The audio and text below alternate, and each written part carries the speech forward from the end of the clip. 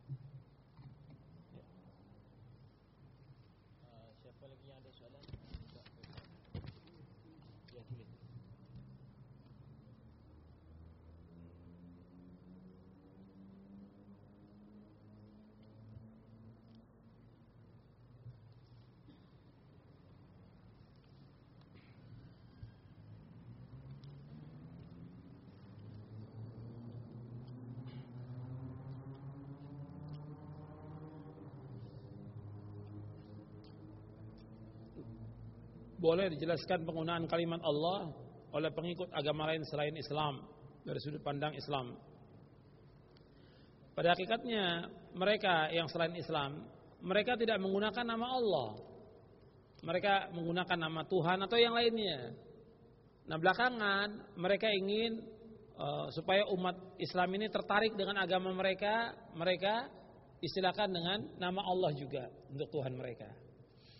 Yang kedua, mereka juga berusaha menafsirkan buku-buku mereka diterjemahkan dalam bahasa Arab supaya umat Islam yakin Injil dengan bahasa Arab, ini dengan bahasa Arab, supaya umat Islam masuk ke dalam agama mereka. Bahkan di antara pendetanya pun sudah ada yang datang ke Asia untuk mendakwakan ajaran itu dari Libanon dan bicaranya bahasa Arab. Nah, orang kita kalau bahasa Arab dianggap udah ini orang Islam. Ya, mereka ucapkan juga dengan kalimat Allah. Nah, tujuannya untuk mengaburkan. Sebenarnya istilah Allah betul digunakan pada zaman jahiliyah oleh mereka. Mereka mengucapkan dengan Bismikallahumma dan yang lainnya. Tapi mereka juga ketika disebutkan Ar-Rahman mereka tidak mengakui.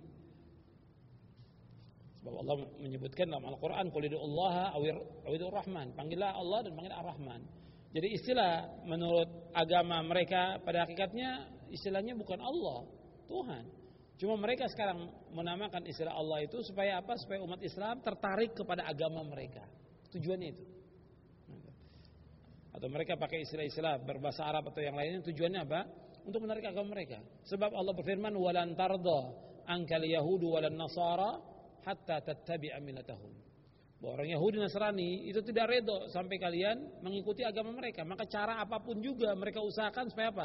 Supaya umat Islam mengikuti agama mereka.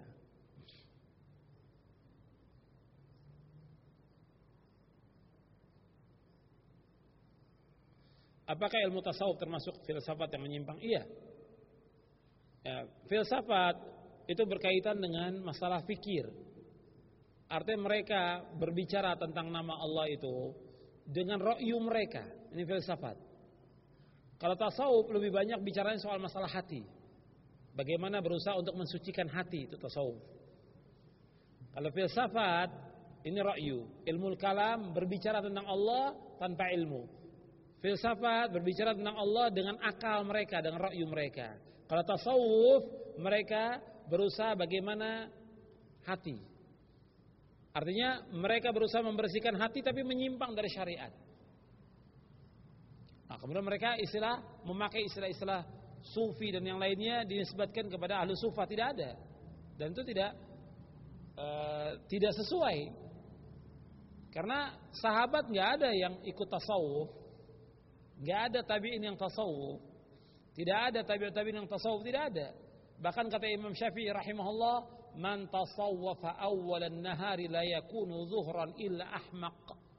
Kata Imam Syafi'i, barang siapa yang belajar ilmu tasawuf di pagi hari, maka sore hari menjadi orang yang bodoh.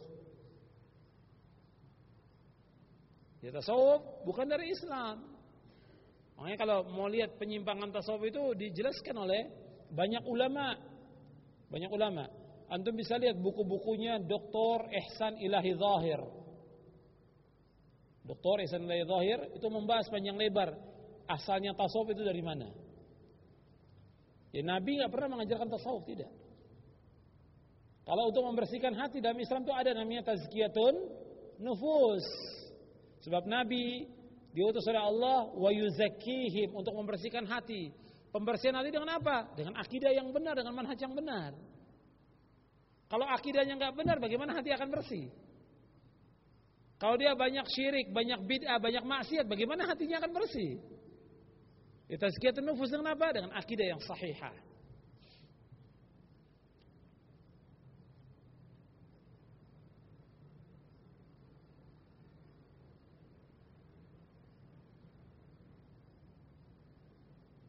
Apakah ada hadis yang menjelaskan tentang bentuk jin dan iblis dalam bentuk aslinya? Tidak ada. Artinya tidak ada orang yang dapat melihat dalam bentuk aslinya. Tidak ada. Dia dapat melihat tapi kita tidak bisa melihat mereka.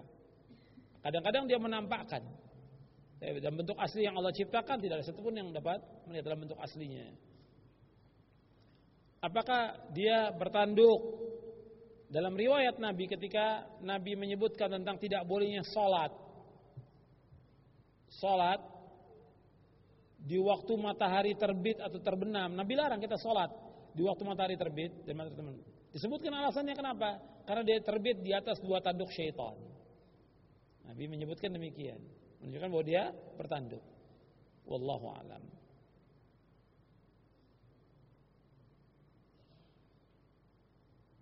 Apakah Ahlussunnah wal Jamaah ini termasuk dari mazhab? Tidak. Ahlussunnah wal Jamaah merupakan akidah, pemahaman. Tadi sudah saya jelaskan dalam makalah ini, dalam istilah di sini kertas kerja ini, itu saya jelaskan bahwa ini adalah pemahaman akidah, bukannya mazhab, bukan. Ahlussunnah wal Jamaah kan pemahaman yang kewajiban kaum muslimin mengikuti manhaj ini.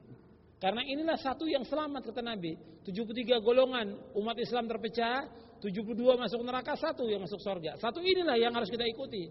Pemahaman Ahlussunnah wal Jamaah. Bukan kelompok. Dalam Ahlussunnah wal Jamaah enggak ada imam, enggak ada di baiat. Ya.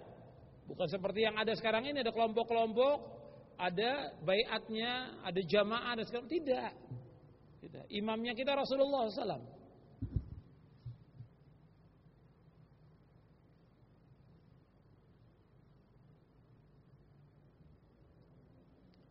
Apakah mazhab Syafi'i yang diamalkan di kebanyakan negeri di Malaysia ini sesuai dengan kehendak Ahlussunnah? Tidak sesuai dengan pemahaman Imam Syafi'i sendiri. Karena Imam Syafi'i melarang umatnya mengikuti syirik. Imam Syafi'i melarang umatnya mengikuti bid'ah. Tapi kalau kita lihat sekarang ini, umat ini banyak mengikuti perbuatan syirik dan bid'ah. Seperti tawasul dengan orang-orang yang sudah mati. Apa dengan Syekh pula, dengan Syekh Abdul Qadir Jailani, Syekh ini segala macam. Tidak ada, Imam Syafi'i tidak pernah mengajarkan begitu. Dan jauh hidupnya Syekh Abdul Qadir Jailani sudah Imam Syafi'i. Tawasul dengan orang mati tidak ada, Islam tidak pernah mengajarkan tawasul dengan orang yang sudah mati. Kita disuruh berdoa langsung kepada Allah. Wa qala rabbukum ud'uni astajib lakum. Dan dia akan berdoa kepada aku, akan kabulkan doa kalian.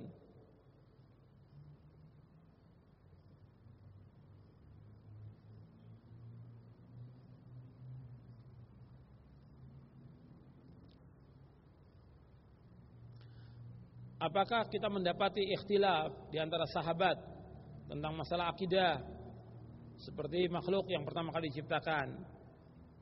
Artinya tentang masalah ikhtilaf dalam masalah akidah pada hakikatnya tidak ada. Di antara sahabat tidak ada. Ada pemahaman dari ulama-ulama yang belakangan. Apakah yang pertama diciptakan itu arsy atau qalam? Sebagian ulama mengatakan arsy, sebagian ulama mengatakan al-qalam. Tapi tidak membawa kepada semuanya tetap menetapkan tentang adanya arsy, tentang adanya qalam. Cuma beda dalam masalah sedikit, bukan itu ulama yang belakangan. Adapun di kalangan para sahabat berkaitan dengan apakah Nabi pernah melihat Allah? Ada 2 pendapat. Aisyah mengatakan barang siapa mengatakan bahwa Nabi melihat Allah maka dia dusta. Dan Nabi juga mengatakan tidak ada seorang pun yang dapat melihat Allah SWT. Adapun pendapat Ibnu Mas'ud mengatakan Nabi pernah melihat ra'a biqalbihi, ra'a bifuadihi. Nabi melihat dengan hatinya. Beda sedikit, tapi yang kuat yang mana? Kita bisa mengambil yang kuat. Yang kuat yang mana? Yang mengatakan bahwa Nabi tidak melihat Allah. Dalam artian dengan mata kepala. Nabi tidak melihat Allah SWT. Karena tidak ada satu pun yang dapat melihat Allah. Tidak ada satupun manusia yang dapat melihat Allah kecuali nanti pada hari kiamat. Ahlussunnah mempunyai i'tiqad, keyakinan bahwa orang yang masuk surga mereka akan melihat Allah. Wujuhu yawma idzin nadhirah ila rabbiha nadhirah.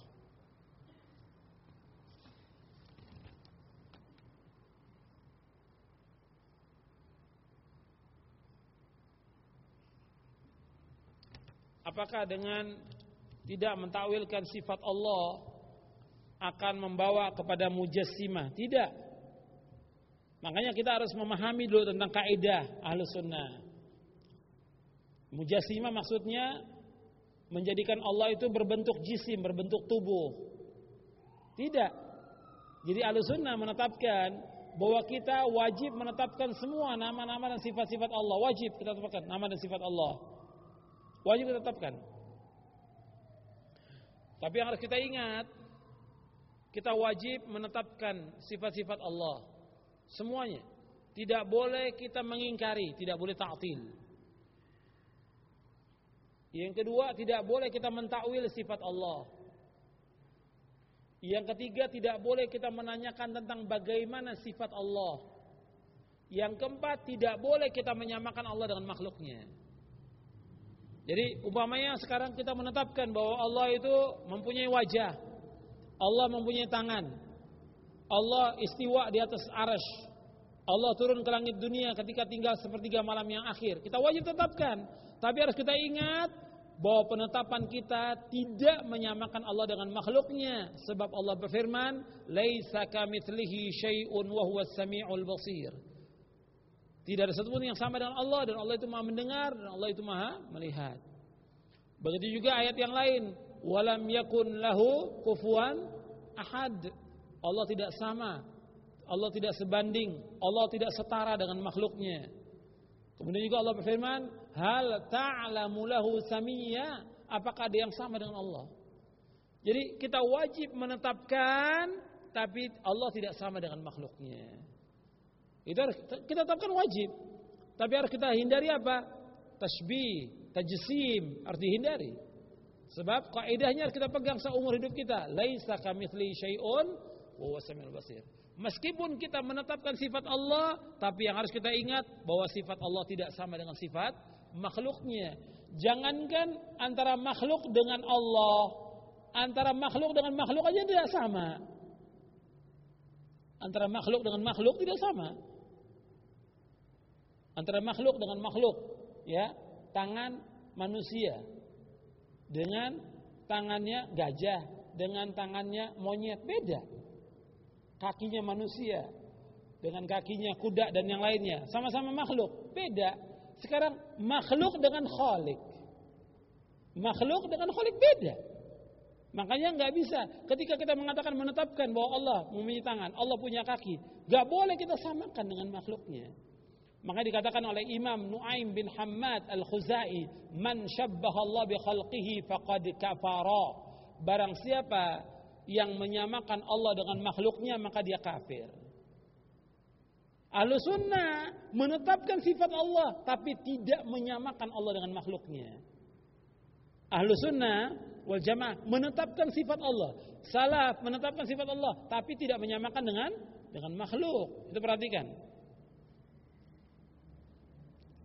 Dan masih banyak lagi contoh yang lain. Seperti dikatakan Allah di atas langit, Allah di atas arsy.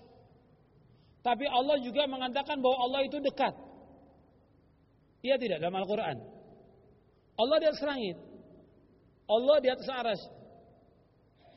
Sering pertanyaan muncul dari orang-orang yang memang tidak memahami pemahaman Ahlussunnah wal salaf. Lantas bagaimana dengan ayat? Wa idza sa'alaka 'ibadi 'anni fa inni qarib. Apabila hamba-hambaku bertanya kepadamu tentang aku, katakan aku dekat. Ingat, dekatnya Allah tidak sama dengan dekatnya makhluk. Kalau dekatnya makhluk, ya jasadnya ini, tubuhnya dekat. Tapi Allah, meskipun Allah di atas langit, di atas arsy, Allah mendengar kita, Allah mengetahui kita, Allah mengabulkan doa-doa kita. Allah dekat. Ini Allah yang maha tinggi dan kita makhluk. Jadi antara khalik dengan makhluk beda. Saya ambil contoh yang lain. Antara makhluk dengan makhluk saja ada bahasa dekat, tapi bukan berarti bersatu. Ana amshi wal qamaru ma'ana. Saya berjalan, bulan itu bersama kita. Bersama. Bulan itu dekat. Apakah bulan itu nempel dengan kita, bersatu dengan kita? Tidak. Bulan itu makhluk, kita juga makhluk. Makhluk dengan makhluk aja nggak bisa dikatakan bahwa bulan itu dekat berarti bersama, tidak. Begitu juga Allah. Kalau disebutkan bahwa Allah itu bersama kita, wa huwa ma'akum aina ma kuntum, bukan berarti Allah bersatu, tapi Allah tetap di atas langit, di atas arsy. Allah mengetahui kita, Allah meneliti dan mencatat amal-amal kita.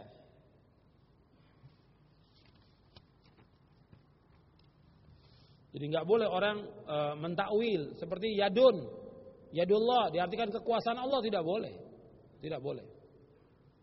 Atau yadullah diartikan nikmat, tidak boleh. Kita wajib tetapkan.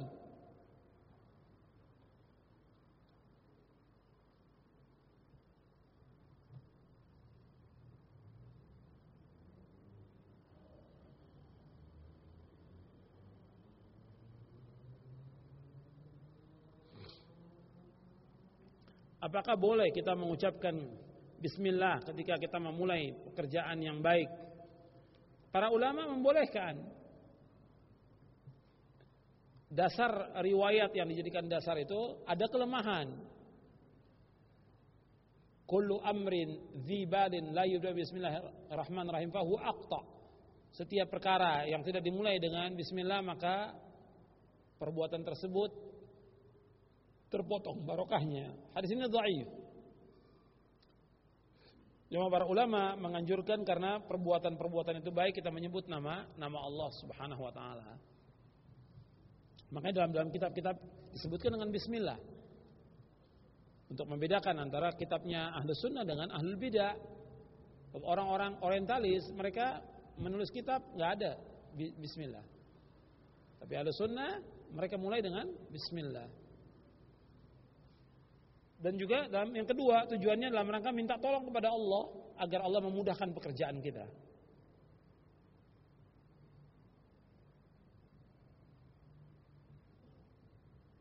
Apakah ada dalil yang menyebutkan tentang adanya bid'ah hasanah? Dalam Islam tidak ada istilah bid'ah hasanah. Yang mengatakan bahwa semua bid'ah itu sesat Rasulullah. Nabi bersabda, kullu bid'atin dhalalah wa kullu dhalalatin finnar. Setiap bid'ah adalah sesat dan setiap kesesatan tempat neraka. Yang pertama kali menyebutkan setiap bid'ah itu sesat Rasulullah. Rasulullah yang pertama kali. Bukannya sahabat, bukan tabi'in. Yang pertama kali mengatakan bid'ah itu sesat Rasulullah.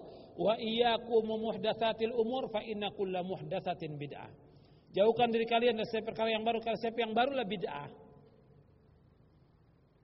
Ya, Rasulullah sudah ingatkan bahwa bid'ah itu adalah tidak ada yang hasanah yang baik.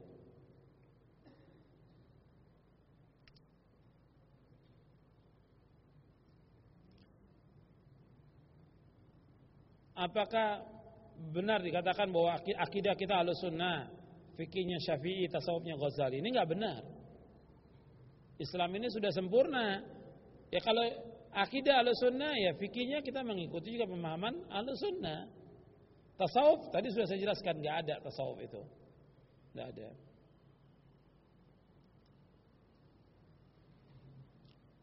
Ya ini banyak pertanyaan, sudah masuk waktu zuhur, 10 menit lagi atau 15 menit lagi kita siap-siap untuk zuhur. Mudah-mudahan dari apa yang saya sampaikan bermanfaat. Adapun yang pertanyaan yang lain nanti menyusul belakangan. Kajiannya cukup sampai di sini. Wassalamualaikum warahmatullahi wabarakatuh. Wa akhiru da'wana alhamdulillahirabbil alamin.